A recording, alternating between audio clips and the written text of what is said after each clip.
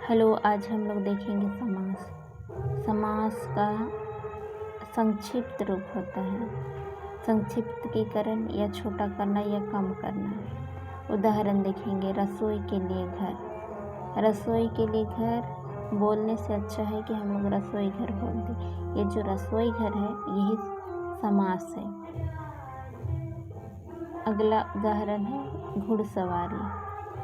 घुड़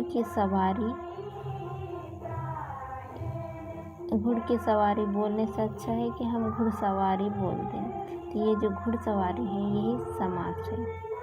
समास के प्रकार देखते हैं। समास के पहले 4 प्रकार थे, जिसमें से पहला है अव्ययी भाव समास, दूसरा है तत्पुरुष समास, तीसरा है द्वंद्व समास और चौथा है बहुब्रीहि समास। तत्पुरुष समास को 2 भागों में बांटा गया था, द्विगुण समास और कर्मधारय समास।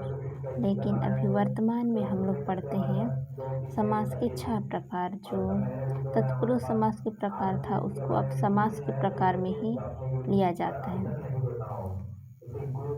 वर्तमान में समास के 6 प्रकार हैं, जिसमें पहला है अव्ययी भाव समास, दूसरा है तत्पुरुष समास, तीसरा है द्विगु समास, चौथा है कर्मधारय समास, पांचवा है द्वंद्व समास और छठवां है बहुब्रीहि समास।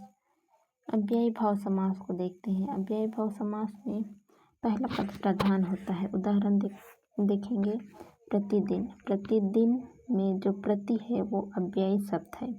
ये किसी भी कंडीशन में परिवर्तित नहीं होता है, चेंज नहीं होता है, नहीं बदलता है, वो प्रति ही रहता है। दूसरा है तत्पुरुष समास। तत्पुरुष समास में दूसरा पद प्रधान होता है। पहला पद प्रधान ना हो कि दूसरा पद प्रधान होता है। उदाहरण देखेंगे, राज रानी। राज रानी में राज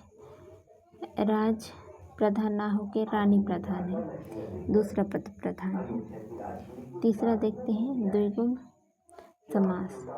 इसमें संख्या पद प्रधान होता है, जो कि पहला पद होता है। पहला पद प्रधान होता है, पहला पद में ही संख्या होता है। उदाहरण, चौराहा। 4 राह जहाँ मिले उसको चौराहा बोलते हैं।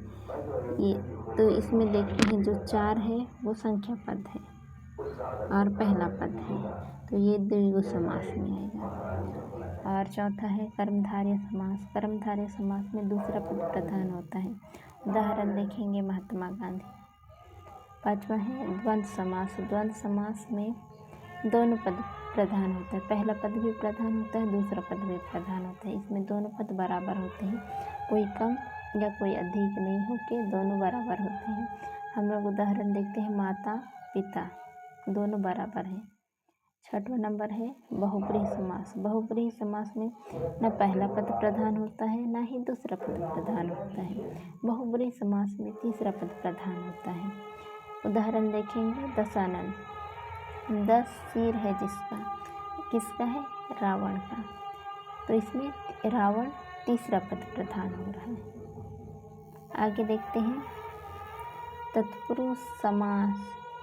इस जो समास है, समास के प्रकार हैं, प्रकार के फिर से प्रकार हैं।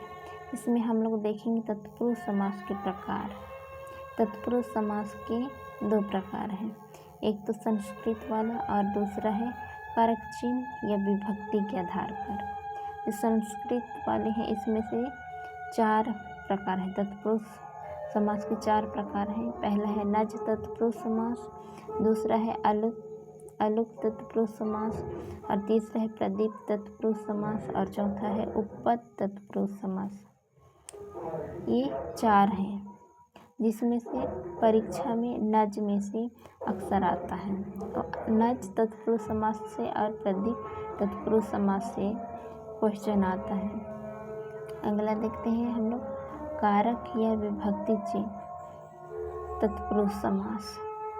इसमें कारक चिन्ह को लिया गया है, जिसमें पहला तत्पुरुष समास है कर्म कारक तत्पुरुष समास, दूसरा है करण कारक तत्पुरुष समास, तीसरा है संप्रदान कारक तत्पुरुष समास, चौथा है अपदान कारक तत्पुरुष समास पाँचवा है संबंध कारक तत्पुरुष समास और छठवां है अधिकरण कारक तत्पुरुष समास।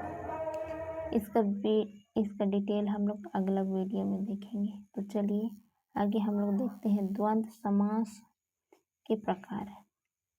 द्वंद्व समास के 3 प्रकार हैं, इसमें से पहला है इतरेतर या इतरेतर द्वंद्व समास, दूसरा है समाहार द्वंद्व समास और तीसरा है वैकल्पिक या एक्सस द्वंद्व समास। वैकल्पिक द्वंद्व समास को ही एक्सस द्वंद्व समास भी कहते हैं।